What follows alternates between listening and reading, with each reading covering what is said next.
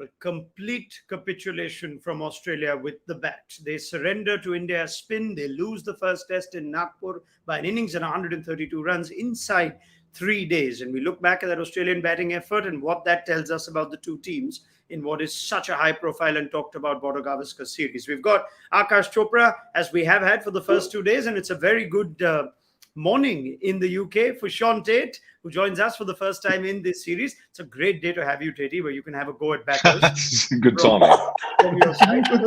But I must start with Aakash to try and explain that 91 all out, which looks even worse at the back of India getting 400. What happened with Australia with the bat, Aakash? They just couldn't play against spin. That's what has happened, and it tends to happen sometimes when you've been dismissed for 177. You get in with a sniff, and then the tail just wags, and they score a lot of runs. You lose hope, you lose belief, and then you secretly you're hoping that the batters might actually come out firing and they will score runs, but it does not happen that way in India 9 out of 10 times. If you've been on the field for 120 odd overs and you've seen the tail wag and you've struggled to pick that one wicket, very often Indian bowlers new ball will be in the spinner's hand, and then this is how exactly it ends up, it unfolds. This is not the first time an overseas team has capitulated the way Australia has, but then it is also a fact that ICC test rankings, this WTC test ranking and all of that, keeping that in mind, and all the brouhaha before the series actually that this was Australia's best chance to beat India in India. I couldn't make head and tail of why that was said, but this actually comes at as like a shock loss for Australia getting bundled out for 91. Yeah, absolutely. Maybe we expected India to win, but the difference when Australia come to our show, Statey, and you know this, is Australia are better than other teams. Even if they lose, they don't lose by an innings and 130. At least that's the impression we got from this Australian team coming with the form that they did. Watching the way they batted, though, with not a single batter getting to 30, at the back of what was already a pretty poor first innings, and India getting 400. When you saw Australia's batters bat today, what were your immediate impressions? Obviously a lot of concern, and obviously immediately you're in absolute defensive mode for most of the batsmen, trying to survive on a turning wicket, a normal Indian wicket. But just the only thing I think surprised me was just the amount they were covering their stumps. And I'm not going to get too technical about batting, of course, but if you look at Smith, obviously a great player, just playing the way he plays, keeps his pads out of the way. The other guys were sort of just constantly, you look at Renshaw, every ball just shuffling across the stumps, and that's pretty much the way you're going to get out on this wicket, and that's what happened, LBWs. Aakash, would you like to take that point deeper? There were 5 LBWs in the top 7. Shaun points out the fact that they seem to stand a lot on their stumps. It almost seemed like with Ashwin just doing what he does, Jadeja doing what he does, it was inevitable that a wicket will fall. That was the impression you got watching Australia bat today. From a technical front, what did they miss? I think just the clarity of thoughts, and I do agree with Shaun there. That how do you play? See, if it's swinging a lot, if it's actually really quick, as batters we tend to shuffle. To just get into some movement or momentum, so that we are not caught absolutely just stuck on the crease. But spin, you don't play spin like that. You do not shuffle against spin, because if you're shuffling against spin, you'd just be standing there like sitting ducks. You either go forward or you go backwards. There is no other way of actually playing spin. You cannot possibly just keep shuffling and hoping that things are going to turn out right. It also tells you that when you have not really a very solid, robust game plan against spin, because see, it is a pitch where you can bat. Yes, the quality of Jadeja, Ashwin is a lot higher than, say, even with Todd Murphy 7 and Nathan Lyon on this surface. But the fact is that you still need to bat, and batters have shown it in the past that you can actually tackle the spin if you're able to now use your feet, get to the pitch of the ball, then you sweep. If you can, you step out. Steve Smith has shown in parts that it can be done. Manas Labuschagne in the first innings showed it can be done. But in this innings, just nothing really happened. And there are certain inevitabilities that you also see when David Warner is batting against Ashwin, for example. I mean, great player, as great a player as he is. The fact is, it just does not convince you that he's going to score runs. Usman Khwaja, of course, this is his first test in India, so we won't cut him the slack. But Warner it looks like that he's just a walking wicket the moment he actually walks in and Ashwin is bowling, which has happened way too often for anybody's liking. Yeah, I'm fascinated to bring up the Ashwin Warner equation. That's 11 times in 19 innings now. And even after he was dropped on one, or what was a regulation wicket, or could have been, it didn't look like India were too bothered, or even Ashwin was. You almost felt like, yeah, he's going to get him. And that's eventually what happened. For a player who's now played 100 tests, Teddy, who's one of the best batters in the modern game, is it perplexing that he cannot find a way to bat long or survive in India, and particularly against our Ashwin? It's funny because he showed some signs there of playing well, but you're right. I mean, Ashwin obviously dominates him, but I think again you can sort of look at the selections and go, okay, well Travis Head maybe in these conditions is not going to be the guy to go to, but then you can look at Warner, I suppose, in some ways and say, okay, maybe he averages 21, 22 in India. So it's not as if he's come here and had a huge amount of success in the past anyway. So it's not a great surprise, but David did speak, I think, before the test match or after the first day of the test match, about batting long. So he knows what he needs to do. He needs to spend a lot of time out there, concentrate for long periods of time. So he knows what to do, but when the control he's got, constantly threatening that off stump of Warner's every single ball, there's only so much you can do against a bowler in that form. So, it is a tough one. I know Chappelli said this, Aakash, in the pre-show that the two of you did before the series, that Australia's batters just need to figure out how they're going to survive for the first 10, 15 minutes. When you felt like Warner, with a little bit of luck, Kohli dropping him on one, and then a couple of boundaries, and you felt like, okay, maybe Warner's now going to find a way, and he gets out. Is there anything that you'd advise to a David Warner on how to tackle our Ashwin? That seems like this is going to be the pattern of the series now. Is that for me? Yes, Aakash, please. Okay. No, I'm going to advise him just be in the same mindset and allow Ashwin to dismiss you 6 more times. Because that's what we want. We want him to be dismissed cheaply so that you make early inroads. Because see, honestly, if it was not the first innings, day one, Australia winning the toss, batting first, he at least got a look of fast bowling. There is a good chance that out of the remaining 6 innings, 5 times he might actually be facing Ashwin with the new ball. So that's one thing that is almost certain. It's only the first day on a fresh pitch that you see fast bowlers from both sides. Otherwise, it's going to be spin. I think Ashwin is in his head pretty much. So it's tough. It's tough when you find yourself in that place. It's like Cullen and Shane Warne revisited again. Where no matter what you do, the fact is that Ashwin will eventually get the better of you. So for Warner, the best way would actually be, again, okay, the only thing that allows him to succeed is go aggressive. I mean, if you go defensive any which way, that confidence is lacking. So try your luck. Maybe you just come out smashing and you see, with a little bit of luck, it may just turn out in your favor, but it's unlikely, honestly. In this series, once again, Ashwin has his number, will continue to remain the same. Out of the remaining 6 innings, at least 3 more to Ashwin. Okay. I think sorry, Ronak. Please.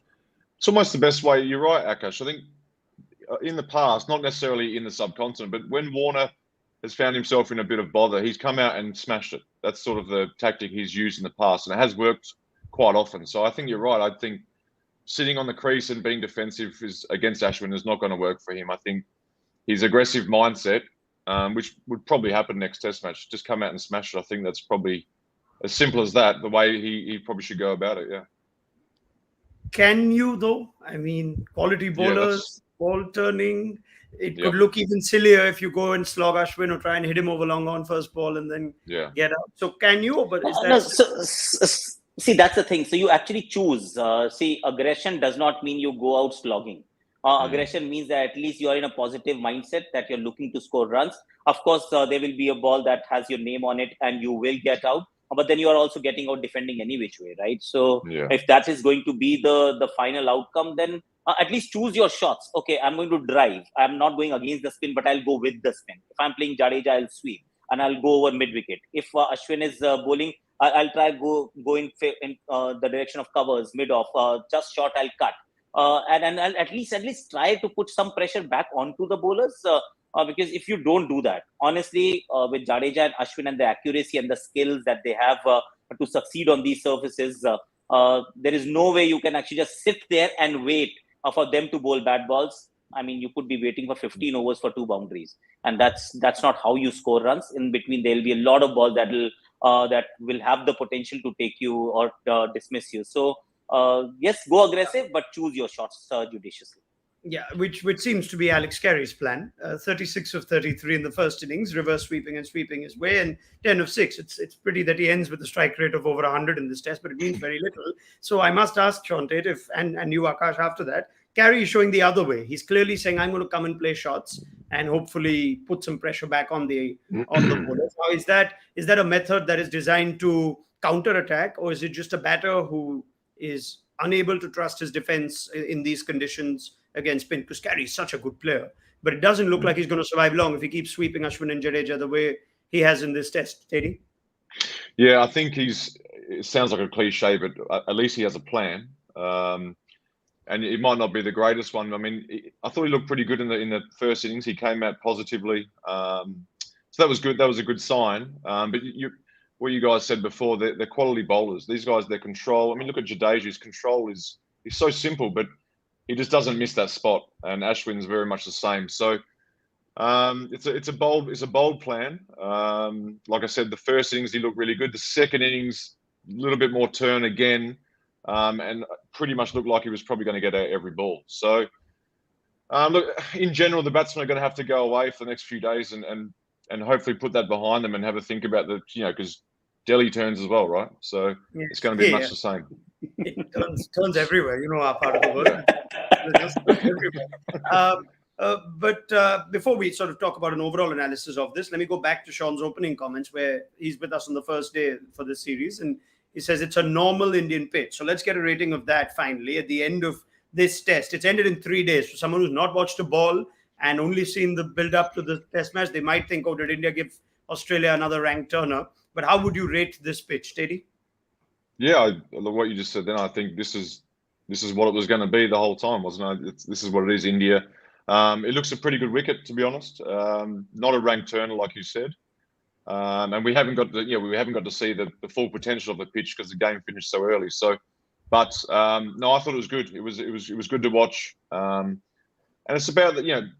Australia got a couple of good spinners as well. I think the way India batted was what stood out the most in this game. Let alone the spin bowling, just the way they batted and obviously Rohit and the guys at the end there, that partnership they put on. That's the biggest thing for me. So, but no, I thought it was a good wicket. Yeah, I mean, the fact that they got 400, I guess, puts it to bed, Aakash, doesn't it? It does. And, and that's the thing that we've been talking about last couple of days as well, that when teams land in India, they get so caught up with the fact that it is tough to bat that they forget the fact that, you need to take 20 wickets. So when India makes those 400 runs, it is not just because India batted well. India was also 180 odd for 5. And there was a definite window of opportunity to now scuttle India and then see fourth innings. You never know, 125 might be difficult for India to chase down. But if you play only 4 bowlers, out of which one is a debutant and who actually exceeded and excelled, but then exceeded our expectations and excelled beautifully. But the fact is, they just ran out of steam. And if you run out of steam, then Akshar, then Ashwin, then Shami, they all hurt you. And then the total gets up to 400 and suddenly what we are all saying, okay, it was a decent surface, right? It was, yes, a decent surface, but it was also a turning pitch on a pitch where you needed more spin variations in your bowling repertoire and not focus too much on your batting. I think Australia started on a very defensive note when you play only 4 bowlers, out of which 2 are fast bowlers, and you're worried about or thinking about, okay, we'll get some overs and wickets from the part-timers. It does not happen in India. It just simply doesn't. It's like India going to Australia and saying, we are playing at Perth, but you know what? We'll play 2 fast bowlers, 2 spinners, and somebody will bowl a few overs of medium pace. It doesn't work, unfortunately. All right, yeah, I'd love to get into the combination in a moment, but since Aakash brings up the morning session today, I think worth discussing how much that perhaps had an impact on Australia when they came out to bat later. Aakash makes the point, Teddy, they were 160 odd for 5, 220 for 6 when Rohit Sharma was dismissed, but they got to 400 in this morning session. Was there a bit of a hangover effect that resulted in Australia's batting the way it did? Did Pat Cummins get things wrong this morning as captain? No, I don't. I don't think necessarily it comes down to the captaincy. It was just like I think Aakash said, they ran out of steam. You have a debutant as well. Take that into account. Although did really well, but yeah, that's the biggest moment of the game is that partnership later in the Indian innings for sure. I mean, obviously Rohit played well. We know that. But yeah, that killed Australia. And again, I don't think that goes into their batting. I think the batting was a turning wicket, and we didn't bat well. That was as simple as that. I don't think, in my opinion, that rolls onto the batting innings. No.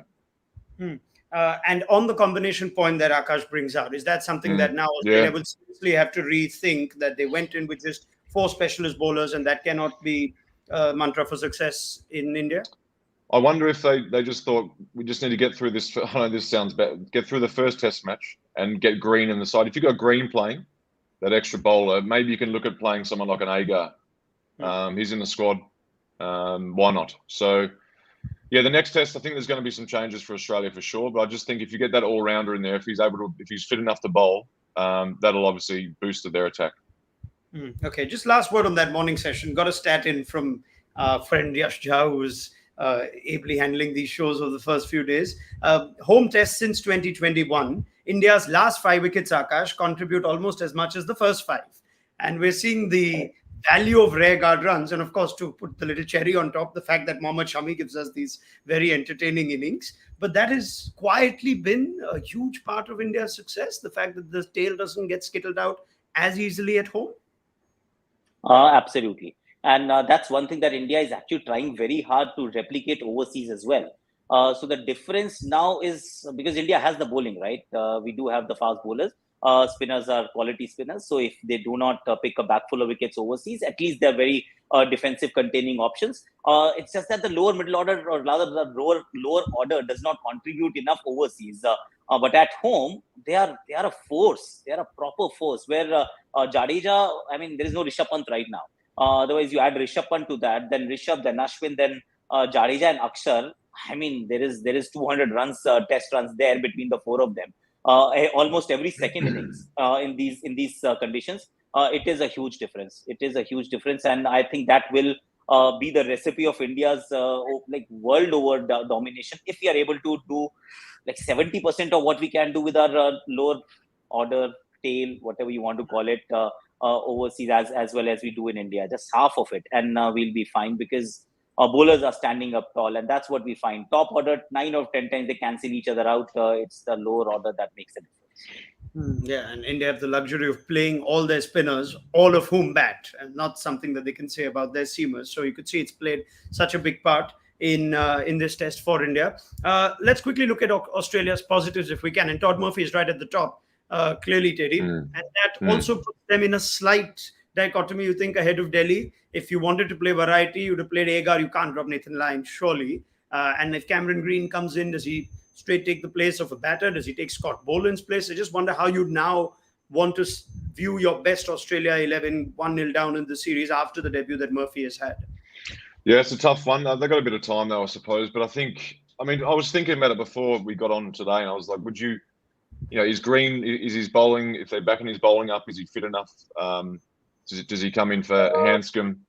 And then can you play another spinner for Boland, perhaps? I mean, a big call. But if you've got the all-rounder there bowling 140, what he bowls Green, you can play another spin bowler. Why not? So I suppose someone like Hanscom's spot then looks different. Are they going to bring Head back in? Head also bowls off spin pretty well. So that, there's going to be a lot of talk about the Travis Head selection, because he does give that extra bowling option as well. I don't know what Aakash thinks about that. If before I go to him, though, I wonder if you want to, now that you've been coach of a national side, whether you want to give me what you would do with this. You're still on the fence with these selections. I didn't have a lot of. Why don't you answer some of the questions you asked right now, Teddy? The selections. Look, I'm making some changes. Yeah, definitely. I'm definitely making some change. I'm bringing Travis Head in. I'm bringing Cameron Green in, and I'm looking at the Agar option. Yeah. Okay. And Agar would be ideally for a Scott Boland, you think? Scott Boland. And Aakash, what do you make of that balance then, if they go in with just, say, Pat Cummins and Cam Green as seam options? See, at Delhi, it may just work out still that you have 3 spinners and Pat Cummins plus Cameron Green. it may work out, but then Cameron Green's bowling fitness is not something that actually nobody has seen for a while. He's not bowled.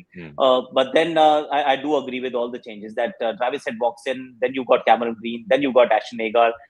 Secretly, I was hoping that Australia won't select or won't even think about Adam Zampa coming to this series. Of course, he's not playing days cricket, but and I'm glad because he would have been more than a handful. He's their best chance, so who's actually in Australia, not here. So whatever is available at this point in time, this is what you have. I won't play Swepson.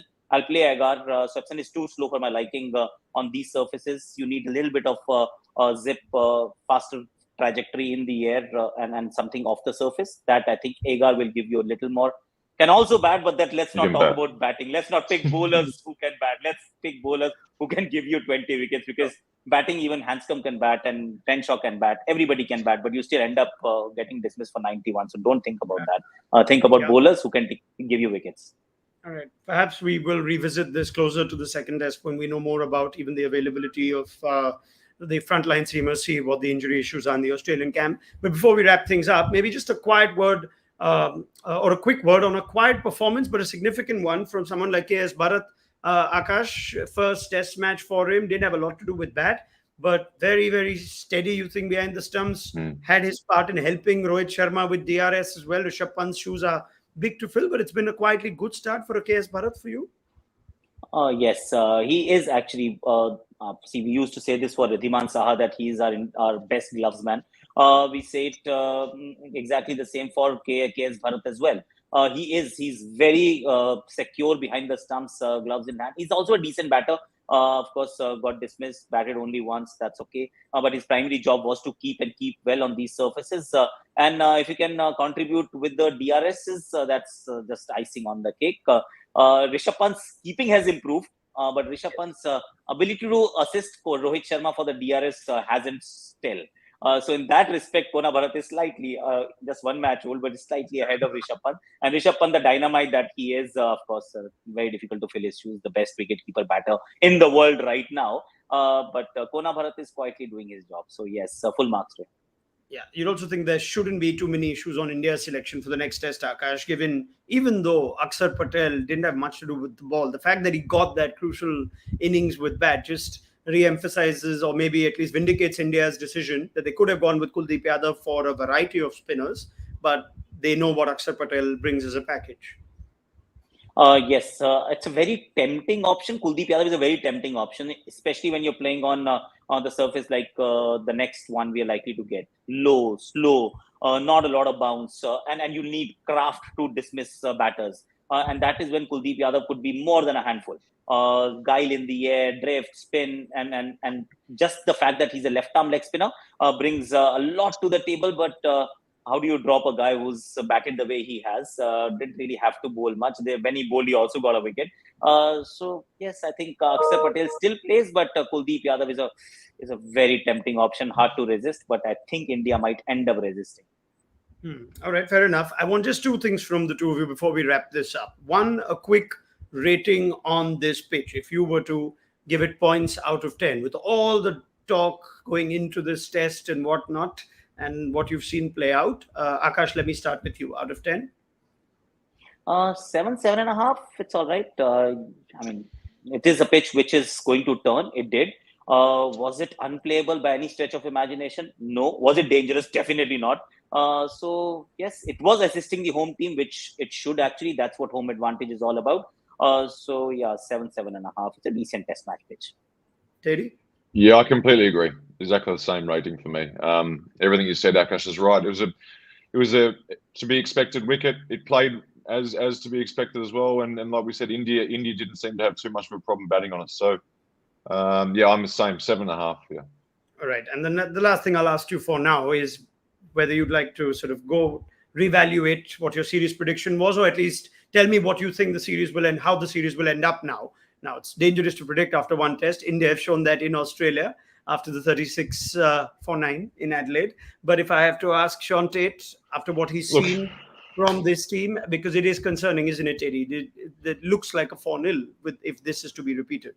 It does, but I think Australia are better than that. I think, I still think David Warner's going to get some runs. He's going to get a score. Even a funny thing to predict after what we saw today. But I think there's enough quality in that lineup still. Steve Smith, Labuschagne, from the batting point of view, that it's not going to be the drubbing that we saw today. I don't think.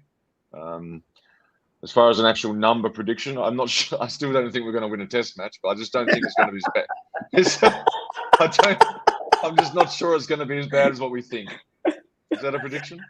Yeah, that's okay. So it'll be 4-0 in close games, is what you're saying. I don't know about 4-0, but look, it's going to be. Yeah. I don't think we get draws here anymore. So, no. And there's also the added unknown element of where the third test will be played now. So we'll have an answer to that, I'm sure, sooner rather than later. But Aakash, if you had to make a verdict or a prediction based on this one test on how you see the next three playing out? So my before the test series prediction was 3-1 at best. If actually Australia plays well, then they'll win a test match. I stay there. They can best is winning a test or drawing the test. That's it. Remaining 3 test matches, 2 definitely India are winning. Third one, Australia will have to play out of their skins, and the curator will have to dish out a fairly good batting surface that we saw once in Ranchi, where Maxwell got those runs and Smith was unstoppable and all of that. But if it is a surface that's going to yield a result, I think Australia will struggle to actually win. Definitely, they're not winning more than 1 test match. If they win one, well done. All right, fair enough. Well, why don't we revisit this as the series goes deep? It's a long series and it's always a few twists and turns when India-Australia plays. So let's pick this chat up later. It's a big thank you to both Aakash Chopra and Shaun Tait. What I'll do is I'll bank the Virat Kohli slip-catching conversation for later in the series. Given India such a convincing, we're not avoiding it, we're just banking it. I'm sure you were waiting to come down on that, weren't you? Yeah. Yeah, well, I mean, we'll just bring it in at some point. But anyway, that's not the point. That's not the talking point for today. It is that India have registered a convincing win over Australia, and that's where we leave it. Big thank you to Aakash and Tait. More from them as the Border Gavaskar Trophy has only just begun. So look forward to your company on ESPN Cricket for Matchday.